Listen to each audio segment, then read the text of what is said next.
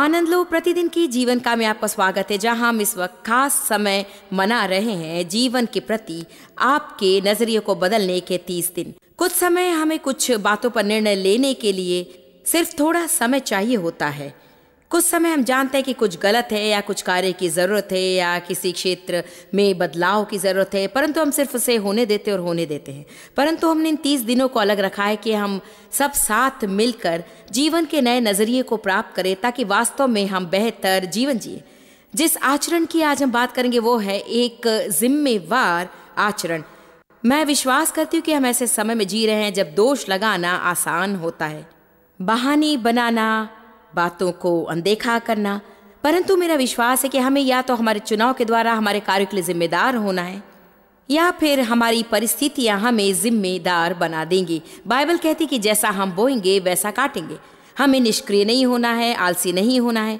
हमें सीखना है कि कैसे बातों का सामना करें और जीवन की समस्याओं को सुलझाएं।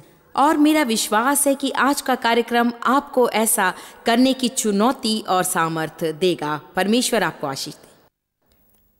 हमारा आचरण हमारे जीवन के परिणाम को निर्धारित करता है।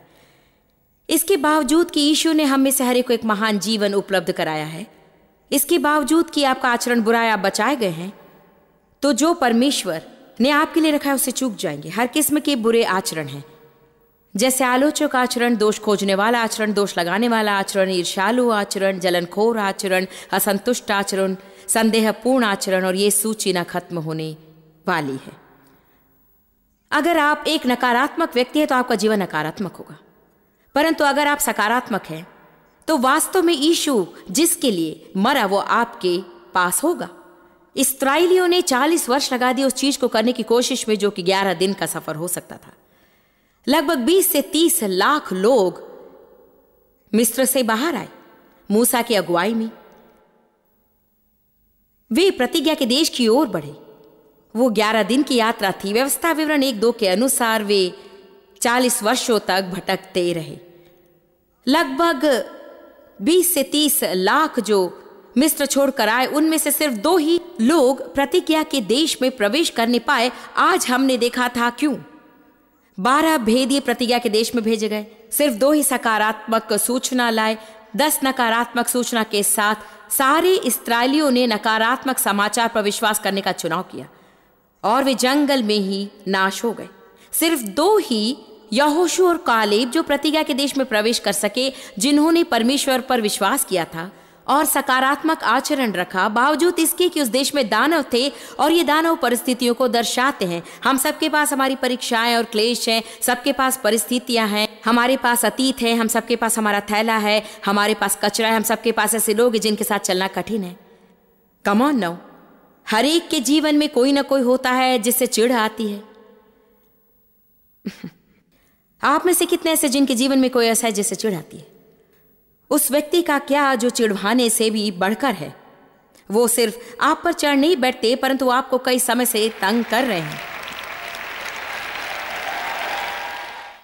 देश में दानव है, हम उसका इनकार नहीं करते, परंतु परमेश्वर देखिए, परंतु परमेश्वर 10 नकारात्मक लोगों ने दानवों को देखा, 2 सकारात्मक लोगों ने परमेश्वर को देखा और उन्होंने विश्वास किया कि परमेश्वर समस्या से बढ़कर है और सब कुछ परमेश्वर से संभव है। मेरी इच्छा है कि कुछ और समय यहां खड़े रहकर उन्हें प्रभावित करूं जो यहां पर नहीं थे या वे जो पहली बार टीवी देख रहे हैं, कि आपका आचरण कितना महत्वपूर्ण है। आपका आचरण आपकी सोच बताती है जो अंदर से बाहर आता है। आपका आचरण वो मुद्रा है जो आप अपने जीवन के प्रति लेते हैं। आपका आचरण आपके भविष्य का भविष्यद्वक्ता है।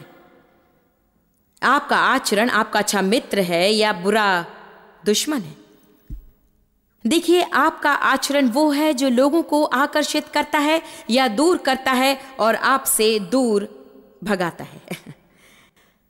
आपका आचरण वास्तव में निश्चित करता है कि आप या तो मसीह की तरह प्रतिज्ञा के देश में प्रवेश करेंगे या तो पूरे समय अपनी आत्मा के जंगल में भटकते ही रहेंगे। बहुत सारे लोग स्वर्ग के अपने रास्ते में, ज्यादा नहीं, जो इस यात्रा का आनंद उठा रहे हैं। मैं आज एक खास आचरण पर बात करूंगी और वास्तव में उन 12 आचरणों में से जिस पर मैं प्रचार करूंगी, ये शायद मेरे लिए एक ऐसा आचरण होगा जिसके विषय मैं सोचती हूं कि महत्वपूर्ण है, क्योंकि शायद ये ऐसा आचरण है जिसके विषय हम लोग अक्सर नहीं सुनते हैं। ये वो है जिसके कारण आज हमारे समाज में बहुत ही समस्याएं हैं। आज मैं आपसे एक जिम्मेदार आचरण के महत्व पर बात करूंगी। हर व्यक्ति जिम्मेदार है। जिम्मेदार शब्द का अर्थ है जवाबदेही, लेखा देने के लिए बुलाया गया, जवाबदेही हो, गलत के प्रति उत्तरदायी हो, अपने व्यवहार के प्रति उत्तरदायी हो। हम हमारे व्यवहार के प्रति जवाबदेही नहीं बनना चाहते। हम सिर्फ शैतान या किसी और पर दोष लगाते हैं, जैसे अगर तुम ऐसा नहीं करते तो मैं गुस्सा नहीं करता, अगर तुम सुबह उठकर मेरी सहायता करते तो मुझे देरी ना होती। हमेशा वहां पर दूसरा होता है, परंतु प्रभु चाहता है कि हम हमारे व्यवहार के प्रति उत्तरदायी हों। यह मेरे लिए बहाना नहीं है कि मुझे अच्छा नहीं लग रहा था इसलिए मैंने बुरा बर्ताव किया, या घर आकर परिवार से बदसलूकी करे क्योंकि काम पर दिन अच्छा नहीं बीता। आप समझ रहे ना? जब तक हम गैर जिम्मेवार रहेंगे और बजाय इसके कि उन बातों के प्रति उत्तरदायी बनने की, उनसे बचने की कोशिश करें, तो हम कभी भी उन बातों से स्वतंत्रता प्राप्त नहीं करेंगे जो हमारे जीवन को नाश करती हैं। एक जिम्मेवार व्यक्ति होने के कारण आप आजाद होते हैं, क्योंकि जब आप जिम्मेवार होते हैं तब आप सच का सामना करते हैं। और यूहन्ना 8वां अध्याय कहता है, यदि तुम मेरे वचनों में बने रहो तो तुम सत्य को जानोगे और सत्य तुम्हें आजाद करेगा।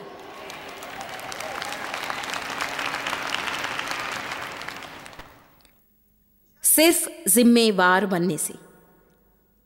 मैं चाहती हूं कि आप सुने जो मैं कह रही हूं, क्योंकि ये मेरे पति कुछ सालों से कहने की कोशिश कर रहे हैं और ये बहुत सामर्थ्य है।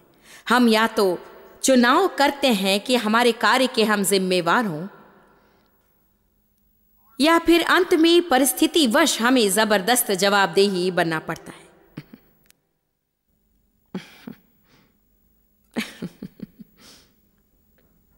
मैं कह रही हूं, हम या तो चुनाव करते कि हमारे कार्य के हम जिम्मेवार हों, या अंत में परिस्थितिवश हमें जबरदस्त जवाबदेही बनना पड़ता है। यदि कोई अपनी कार की किस्त चुकाने के प्रति जिम्मेवार नहीं है, तो जब वे कार उठा ले जाएंगे तब उन्हें विवश होकर जवाबदेही होना होगा। यदि कोई अपना किराया चुकाने के प्रति जिम्मेवार नहीं है, तो उन्हें विवश होकर जवाबदेही होना होगा जब उनका घर खाली करवाया जाएगा। मैं ऐसे लोगों के विषय बात नहीं कर रही जो परिस्थितिवश कुछ नहीं कर पाते हैं। मैं इस बारे में बात नहीं कर रही। मैं उन लोगों के बारे में कह रही जो गैर जिम्मेदार हैं और अपना भाग ठीक से नहीं करते। मुझ पर विश्वास करें, बहुत सारे लोग अपने जीवन में ऐसी दयनीय स्थिति में पहुंच जाते हैं। वो उन परिस्थितियों में हैं क्योंकि उनको जो कार्य करने चाहिए थे उन्होंने नहीं किए। बार बार और बार बार और बार बार, और अंततः वह उनमें फंस जाते हैं। और अब सब कुछ इतना गड़बड़ हो गया है कि वे सोचते हैं कि इसके बोझ से कभी नहीं छूट सकते। आप अपना जीवन बदल सकते हैं उसी तरह जैसे बिगाड़ा था, सही बातों को बार बार और बार बार और बार बार करने के द्वारा। हम गड़बड़ी में गलत काम करने के द्वारा नहीं फंसते। हम गड़बड़ी में इसलिए हैं क्योंकि हम लगातार गलत चुनाव करते हैं, और हम इस समस्या में से बगैर सही चुनाव के बाहर नहीं आ सकते। पहला सही चुनाव है कि हम मसीह को उद्धारकर्ता करके ग्रहण करें, परंतु उसके बाद कई सही चुनाव करने पड़ते हैं। उदाहरण के लिए आपको चुनाव करना है कि एक मसीह की तरह अपने आप को शिक्षित करें। कोई भी जयवंत मसीह जीवन नहीं जी सकता यदि वो जीवन भर सीखने वाला ना हो। आज आप बुद्धि का उपयोग कर रहे हैं।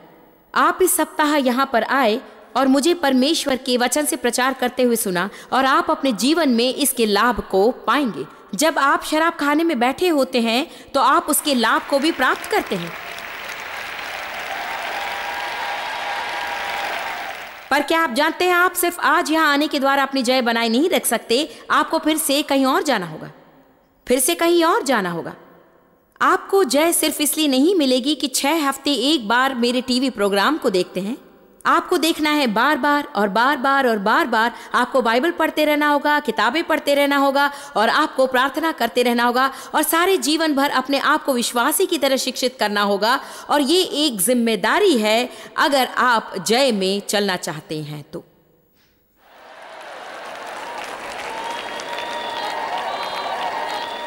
हमारे पास देने की जिम्मेदारी है। क्यों? क्योंकि परमेश्वर ने ऐसा करने को कहा है। जो कुछ भी परमेश्वर करने को कहता है वो हमारी जिम्मेदारी बन जाती है। मैं आज इस विषय में सोच रही थी और मैंने सोचा वास्तव में परमेश्वर की आज्ञाओं को जिम्मेदारी की तरह नहीं देखते हैं, परंतु यदि वाकई जैसे बाइबल कहती वैसे ही मसीह बन जाओ तो मुझे जो कुछ परमेश्वर कहता है उसकी आज्ञा पालन के लिए जिम्मेदार होना होगा। यदि मैं जानती हूं कि परमेश्वर मुझसे कहता है कि और अधिक देना है, तब मेरी जिम्मेदारी है कि और अधिक दूं। और जो मुझे करने को कहता है उसे ना करो, तब ये मेरी गलती है कि वो बातें मेरे जीवन में पूरी ना हो सकेंगी। हमें अपने कार्यों के लिए जिम्मेवार बनना है। हम आज एक ऐसे समाज में जी रहे हैं जहां लोग किसी भी बात की जवाबदारी नहीं लेना चाहते हैं। कुछ क्षणों में मैं आपको कुछ भयंकर गणनाएं बताऊंगी जो उन लोगों के परिणाम हैं जो गैर जिम्मेवार हैं। मेरा विश्वास है कि परमेश्वर जिम्मेदार लोगों का आदर करता है। जिम्मेदार का मतलब है जो आपको करना चाहिए आप उसे करते हैं, चाहे आपको अच्छा लगे या ना लगे। कम ऑन नाउ, आप थोड़ा चिल्ला सकते क्योंकि अच्छा होगा। यदि एक व्यक्ति अपने पारिवारिक जिम्मेदारियों के प्रति गैर जिम्मेदार है, तब उन्हें विवश होकर जवाबदेही होना होगा जब उनका साथी उनको तलाक दे और उनके बच्चे साथ रहना ना चाहें। कुछ लोग अकेले होते हैं और उनका कोई मित्र नहीं होता है और ये उनकी खुद की गलती होती है, क्योंकि वे इतने कड़वे होते हैं कि उनके साथ चलना मुश्किल होता है और वो हर चीज पर नियंत्रण और दूसरों को बहकाना चाहते हैं। क्यों कोई उनके साथ रहेगा? आप सब आज खुश नहीं लग रहे, परंतु मैं फिर भी प्रचार करूंगी, इसीलिए आप खुश रहें तो अच्छा लगता। देखिए, यह वास्तविकता है। एक समय था मेरे जीवन में जब कोई मुझे पसंद नहीं करता था। जब मैंने पीछे देखा तब उन्हें दोष न दिया। मेरे जीवन में कुछ बंधन थे और धोखा और बहुत सारी बातें थी जिसके विषय शायद मैं कुछ नहीं कर सकती थी, परंतु जब मैं परमेश्वर के वचन में शिक्षित होती गई और यह एहसास हुआ कि मेरा एक बुरा आचरण है और मेरा मुंह बहुत बड़ा है और मैं नियंत्रक और बहकाने वाली थी, मुझे इस तथ्य का सामना करना पड़ा कि मैं एक नियंत्रक और बहकाने वाली और हर समय जब मैं अपने मन की नहीं कर पाती तो खिसिया जाती। कौन मेरा मित्र बनेगा? कौन ऐसे व्यक्ति से शादी करके साथ रहेगा?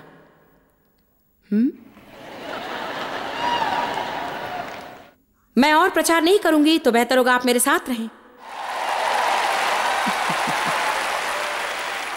देखिए, यहां पर बहुत ही दुखी, निष्क्रिय, सुस्त और आलसी, गैर जिम्मेदार दुष्ट आत्माओं का झुंड है जो कि नर्क से आए हैं।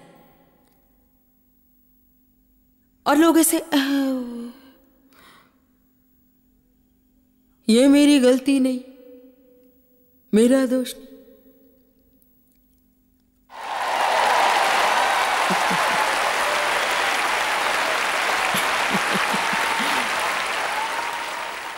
मैं चाहती हूं कि रोमियो अध्याय 14 पद 12 निकाले।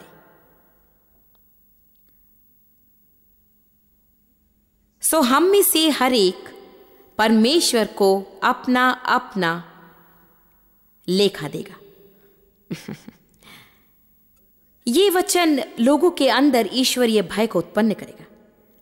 हर एक पुरुष, हर एक स्त्री एक दिन प्रभु के सामने खड़े होंगे और अपना अपना लेखा अवश्य देंगे। उनके वरदानों का, उनके गुणों का, उनके समय का, उनके पैसों का, उनके शब्दों का। क्या आप जानते, बाइबल कहती है कि आपको हर एक फालतू, व्यर्थ, अनुपयोगी शब्दों का लेखा देना होगा। क्या आप जानते हैं कि बाइबल प्रचारकों, शिक्षकों और विषाद और कलीसिया के अगुओं के विषय कहती है कि समय आएगा जब हर एक आत्मा जिनके ऊपर वो ठहराए गए हैं उसका लेखा उन्हें देना होगा। मैं एक ढीली गैर जिम्मेदार सेविका नहीं बनना चाहती। मैं ऐसे ही नहीं आ जाती और बिना अध्ययन के प्रचार करने की कोशिश नहीं करती। आमीन। मैं दोपहर का समय बाहर घूमने और मजे उड़ाने में नहीं बिताती हूँ। जानते हैं, आज की दोपहर में प्रभु के सम्मुख ठहरी रही और मैंने अध्ययन किया और मैं अपने बिस्तर पर लेटी, मैंने झपकी ली और बीच बीच में लगभग 3 घंटे प्रार्थना करती रही, वचन बोले, मनन किया, क्योंकि मैं अपनी जिम्मेदारी लिए बिना यहाँ आने से डरती थी। आमीन। परमेश्वर ने मुझे कार्य करने को दिया है और मैं सुनना चाहती हूँ, धन्य है अच्छे और विश्वास योग्य दास। ये एक जिम्मेदारी है, परमेश्वर ने आपको मुझे दिया है एक जिम्मेदारी की तरह। मैं यहाँ पर खड़े होकर जो चाहूँ बोल नहीं सकती हूँ। मेरे पास आपके जीवन के लिए उचित समय पर परमेश्वर का वचन है। मैं हमेशा जो आपको पसंद है प्रचार नहीं कर सकती, मुझे वो प्रचार करना है जो परमेश्वर चाहता है कि करूँ।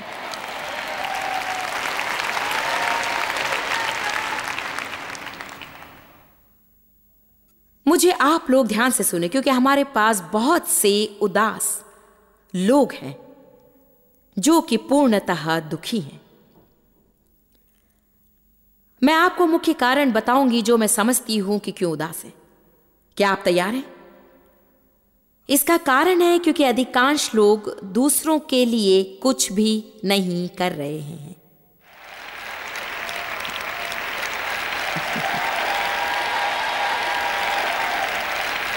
बहुत सारे लोग ना कि सेवकाई में दे रहे हैं या सेवा कर रहे हैं उन सेवकाई को जिसने उनके जीवन को बदल दिया।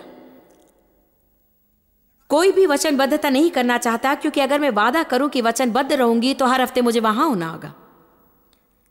क्या यह बुरा नहीं होगा? अगर आपको नियमित रीति से कलीसिया में उपस्थित होना और वहां आप इधर से उधर नहीं जा सकते।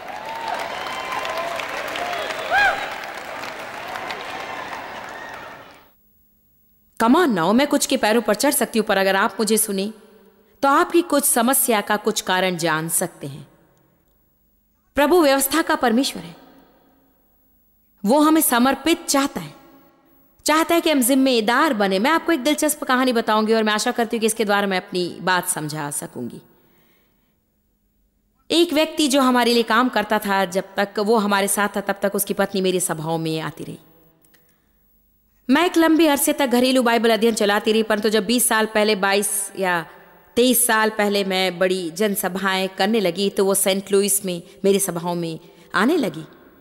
इस साल हमारी ये कौन सी महिला सभा है, 20वीं 22वीं शायद महिला सभा है। वो जितनी भी सभाएं हुई सब में आई और उसे पसंद करती हैं। उसने कहा 2, 3, 4 साल पहले वो उस कगार पर थी जहां से कुछ हासिल नहीं हो पा रहा था। सुनिए, क्योंकि आपको यहां प्रकाशन मिलेगा। और वो परमेश्वर से पूछने लगी, जॉयस को क्या हो गया?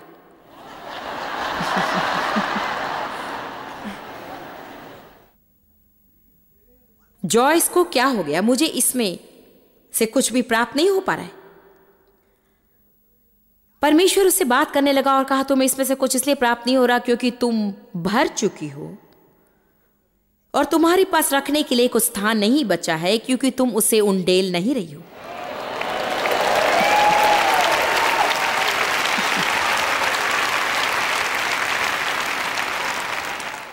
देखिए, जब आप भर जाते हैं, यदि आप वापस अपने जीवन से देना आरंभ नहीं करते, शिष्य बनाना, बढ़ाना, सहायता करना, उत्साहित करना, दान देना, जो कुछ आप कर सकते हैं, यदि आप ना करें तो आप प्राप्त करना बंद कर देंगे। और इसलिए बहुत सारे लोग प्रचारक पर दोष लगाते हैं, शिक्षकों पर दोष लगाते हैं, मुझे अब और अधिक प्राप्त नहीं हो पा रहा है। आप में अवश्य समस्या है। जॉयस प्रार्थना नहीं कर रही होगी, उसके अभिषेक का क्या हुआ?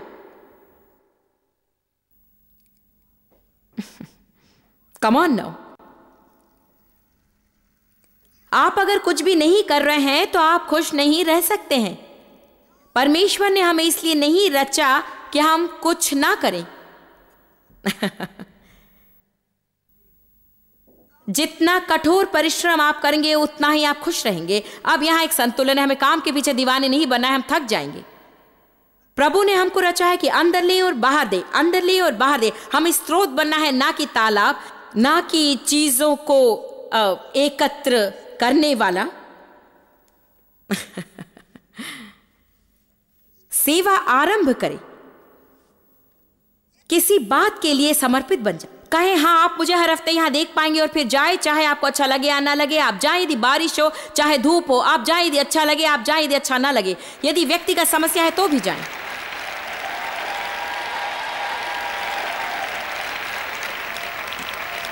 मैं इस सभा में सिर्फ इसलिए नहीं आऊं क्योंकि मेरे पास समस्या है, सिर्फ इसलिए ना आऊं क्योंकि अच्छा नहीं लग रहा है।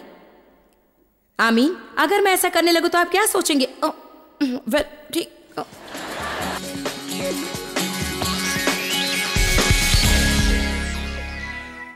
एक तरीका जिसके द्वारा आप और अधिक जिम्मेदार बन सकते हैं वो है प्रार्थना पूर्वक हमारे सहयोगी बनने का विचार करना। आप कह सकते हैं, जॉयस ये मुझे और अधिक जिम्मेदार क्यों बनाएगा?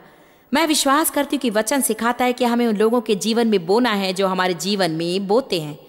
यदि हम आत्मिक रीति से आपके जीवन में बो रहे हैं और वास्तव में आपकी सहायता कर रहे हैं और एक बदलाव ला रहे हैं, तब तो ये बहुत अच्छा होगा कि आप हमारी सहायता करने पर विचार करें। हम सहभागी बनकर परमेश्वर के राज्य में बहुत कुछ कर सकते हैं। आपको सिर्फ हमारे ऑफिस में फ़ोन करना है और सहभागिता की कुछ जानकारी प्राप्त करनी है और आप हमारे साथ सहभागिता का आनंद उठाएंगे और आप एक बड़ा बदलाव आते देखेंगे। जीवन के प्रति अपने दृष्टिकोण को बदलने के प्रति प्रभु आशीष दे। धन्यवाद।